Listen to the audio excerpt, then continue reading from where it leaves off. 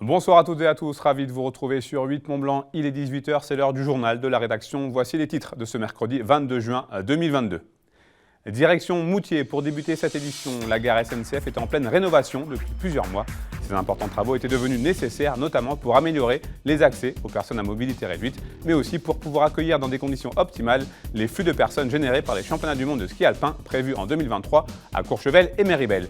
Et puis nous resterons en Savoie. Ce mardi, l'agence Savoie-Mont-Blanc organisait à Chambéry une journée sur la thématique de l'environnement et du tourisme. Les acteurs de nos deux départements ont ainsi pu échanger pour réfléchir et imaginer un tourisme plus éco-responsable pour demain. Je vous le disais donc en titre, la gare SNCF de Moutier se refait une beauté. Depuis plusieurs mois, d'importants travaux de rénovation sont en cours en matière d'accessibilité pour les personnes à mobilité réduite. Si les délais sont respectés, le chantier devrait se terminer début 2023, juste avant les championnats du monde de ski alpin, co-organisés par Courchevel et Méribel. Les précisions dans ce reportage signé Alex Gontier. Plus pratique, plus esthétique, la gare de Moutier fait peau neuve.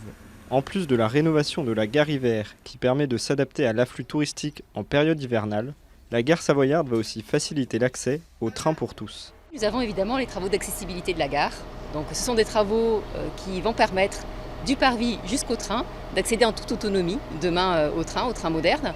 Et donc ça va passer par des ascenseurs et puis par des quais qui seront rehaussés et mis aux normes aussi pour les personnes à mobilité réduite et notamment des bandes podotactiles qui permettront de mieux détecter le bord du quai. Avec un projet lancé en 2019 et une fin des travaux prévus en 2023, la rénovation est ambitieuse mais le calendrier est respecté. Porte d'entrée des stations de ski de la Tarentaise et avec plus de 350 000 voyageurs par an, la gare de Moutier se devait d'évoluer pour assumer son statut. On est ici sur une gare internationale qui reçoit un public nombreux lié notamment à l'activité touristique et une gare qui fonctionne toute l'année sur des besoins domestiques et ordinaires. Il nous fallait améliorer les conditions d'accueil d'une manière générale et l'esthétique. Ce vent de fraîcheur, la gare en avait bien besoin. Les derniers travaux datent d'il y a 30 ans pour les Jeux Olympiques d'Albertville. C'est à nouveau une compétition sportive qui a motivé ce projet de rénovation. C'est important que ce chantier, en tout cas cette phase de chantier soit terminée avant les championnats du monde de ski 2023 parce que à travers ce chantier c'est l'image du territoire que l'on donne et il est important que les visiteurs qui viendront pour les championnats du monde de ski aient une belle image de notre territoire et puissent aussi voyager dans des conditions d'accessibilité optimales. Le coût global est estimé à environ 10 millions d'euros, supporté à parts égales par l'État et la région. Une somme importante qui a pour but de transformer la gare de Moutier en un pôle multimodal et un carrefour de mobilité durable. En bref, dans le reste de l'actualité, la ville d'Annecy appelle à la vigilance les personnes qui ont l'habitude de fréquenter le massif du Semnoz. En effet, une dizaine de moutons du cheptel communal de la race Thône et Marteau s'est enfuie après une attaque de chiens non tenus en laisse. Après plusieurs battues, seules 2 brebis ont été retrouvées. Si vous apercevez ces moutons, il vous est donc demandé de ne pas les approcher, mais de contacter rapidement l'animalier au 07 60 03 73 52 ou la garde générale au 04 50 33 89 86. Ces deux numéros apparaissent actuellement en bas de l'écran. Comment imaginer le tourisme de demain plus éco-responsable? Voici en substance la question que se sont posées des acteurs de nos deux départements ce mardi à Chambéry à l'occasion d'une journée organisée par l'agence Savoie-Mont-Blanc. Avec des changements climatiques qui impactent les montagnes, les glaciers ou encore les paysages, le mariage entre environnement et tourisme de masse paraît aujourd'hui impossible. Élément de réponse avec ce reportage de Manon Toiti. Plus 3 degrés en 100 ans dans les Alpes. C'est le constat fait par les experts du GIEC. Cette semaine de canicule en témoigne, le réchauffement climatique frappe le territoire des Pays de Savoie. Et en premier lieu, ce sont les glaciers et les montagnes qui sont concernés. Simplement, les volumes diminuent, donc la fonte est importante. On a besoin de venir. On reçoit de plus en plus de gens, de touristes, même si c'est le tourisme de la dernière chance dont on parlait tout à l'heure. Parce que les gens viennent voir aussi, ils ont entendu parler de la mer de glace qui diminue. On vient voir parce qu'on est déjà venu, on se rend compte qu'il y a une grande différence parce que la neige et la glace, ça rend visible l'invisible. L'invisible, c'est les températures, ça monte tout doucement, c'est très très sournois depuis 50 ans.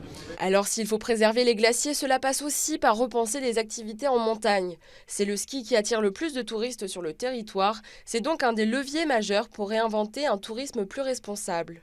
On sait que la partie remontée mécanique, piste, représente finalement peu d'émissions de gaz à effet de serre. Néanmoins, on travaille énormément sur le sujet, notamment sur du développement dameuses avec des énergies plus vertes, que ce soit l'hydrogène ou l'électricité. Lors de cette réunion organisée par l'agence Savoie-Mont-Blanc, plusieurs acteurs du territoire se sont entretenus pour trouver des solutions et réinventer le tourisme de demain. Il n'est jamais trop tard pour préserver ce qui reste, en fait. Probablement qu'il est trop tard, on parlait de la mer de glace, qui même si on arrêtait aujourd'hui l'empreinte carbone, mettrait 20 ans à ralentir en température et en fonte. Donc il y a plein de choses qui sont le monde d'avant, mais par contre on sait qu'on peut mettre un stop sur ce qu'on a à préserver pour l'avenir, et nous on se positionne comme ça aujourd'hui, c'est de dire il n'est jamais trop tard, on a un écosystème qui est dingue, on a 21 réserves naturelles. Il y a des choses à sauver. L'agence prévoit notamment de réduire drastiquement les émissions carbone dans les 5 prochaines années en mettant en place des transports en commun pour acheminer les touristes jusqu'aux stations de ski. Direction Chamonix-Mont-Blanc à présent, nous attend Frédéric Comte. Bonsoir. Bonsoir. Vous êtes le directeur du Club des sports de Chamonix. Merci d'être avec nous en direct. Les premières courses du marathon du Mont-Blanc débutent ce vendredi. Dans quel état d'esprit êtes-vous ? Alors, tout est prêt, on a tous la banane. On va vivre une édition du Marathon du Mont-Blanc, on va dire normale, puisque les problèmes d'annulation 2020 et la complexité d'organisation 2021 dû au Covid sont derrière nous, donc tous les feux sont verts. Comment il est né ce Marathon du Mont-Blanc ? Alors, c'est une très vieille course, puisque c'est né en 1979 avec ce qu'on appelait à l'époque le Cross du Mont-Blanc.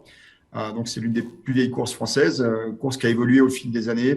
On a créé en 2003 le 42 km, puis année après année, on a un petit peu étoffé la liste des courses. Aujourd'hui, on propose 8 courses sur 3 jours avec 10 500 inscrits qui viennent de 85 nationalités. Plateau très relevé pour la course reine, les 42 km, mais également sur le 90 km. Vous avez des pointures cette année, une fois de plus. Des pointures sur toutes les courses. On accueille 300 coureurs qui sont considérés comme des élites internationaux sur l'ensemble des courses.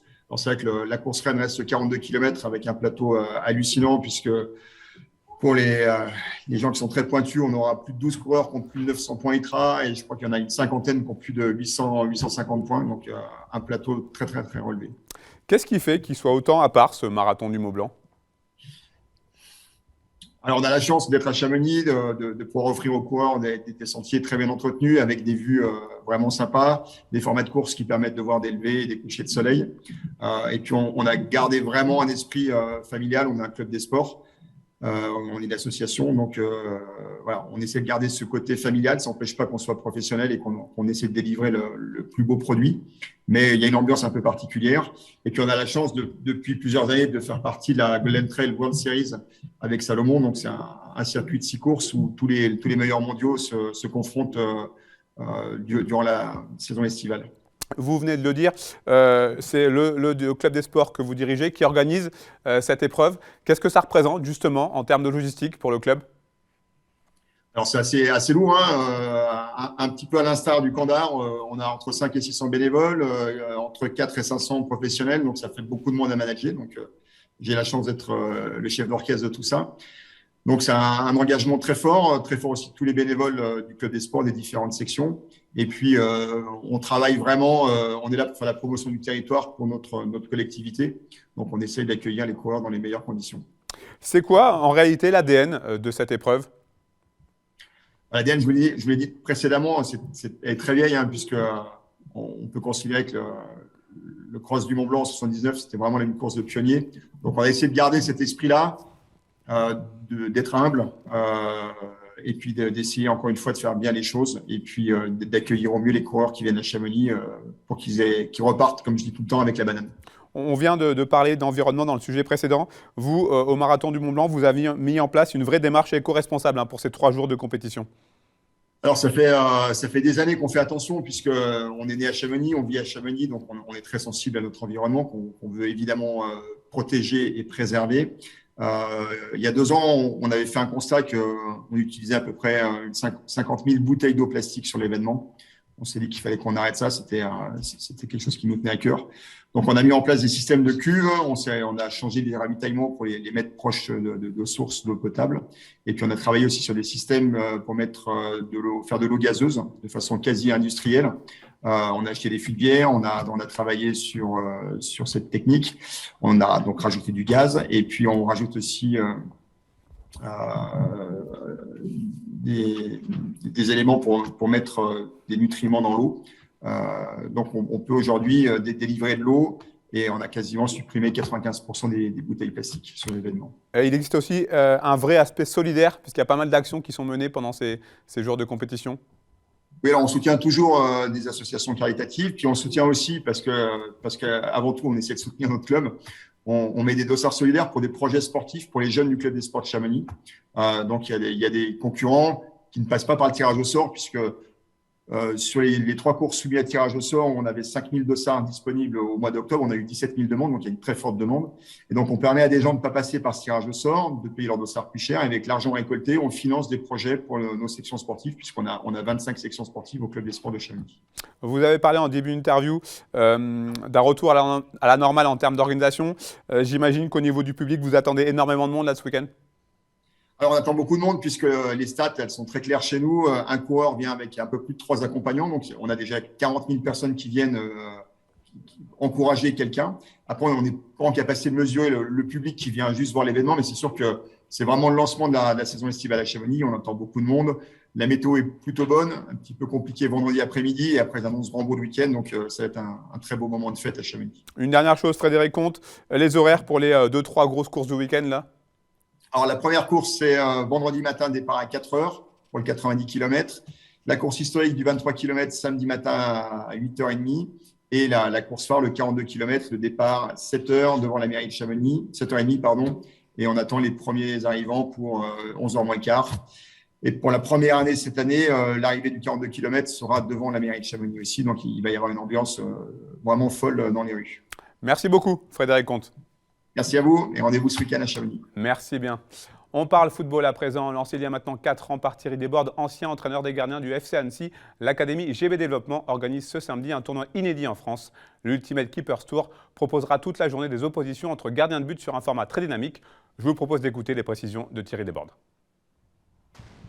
Ce sont des matchs donc de 1 contre 1 qui durent 2 minutes, qui vont opposer garçons et filles de 14 ans à seniors, donc en confrontation directe, voilà, sur des matchs de poule, plus après qualification, quart de finale, demi-finale et finale. C'est inédit en France, c'est une première sous ce format, ça ne s'est jamais vu.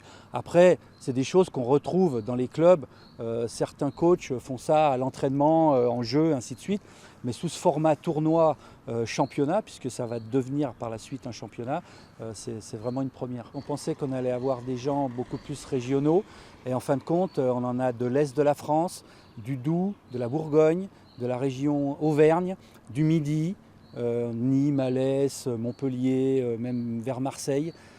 Ici, je crois qu'on a à peu près une dizaine de candidats. On a Joël Batz qui va être présent, on a Méline Gérard, la gardienne du Real, on a Karima Tayeb, la gardienne de Manchester City, on a Jean-Yves Ours, l'entraîneur des gardiens de Montpellier, on a notre parrain, Anthony Racciopi, qui va être là, Jean-Michel Larquet aussi, qui va être sur des conférences, donc qui va être présent. Non, franchement, on a vraiment du beau monde, on est content. C'est la fin de cette édition. Merci à vous pour votre fidélité à l'information sur 8 Montblanc. Merci à toute l'équipe pour son aide. Tout de suite, la météo présentée par Thierry Paulme. Place ensuite à une rediffusion d'un épisode de Panorama. L'émission présentée par Marine Schneider est consacrée au fromage. On se quitte en musique avec ces images signées Victoria Lopez. Même si plusieurs cas de suspicion de piqûres sauvages ont quelque peu terni la soirée, la fête de la musique s'est tenue dans une ambiance festive ce mardi 21 juin à Annecy. Les musiciens ont ainsi pu animer 25 lieux de l'agglomération et ils ont attiré des milliers de personnes dans les rues. Passez une très belle soirée, prenez soin de vous et de vos proches. Jeudi, vous retrouvez Victoria Lopez pour le journal.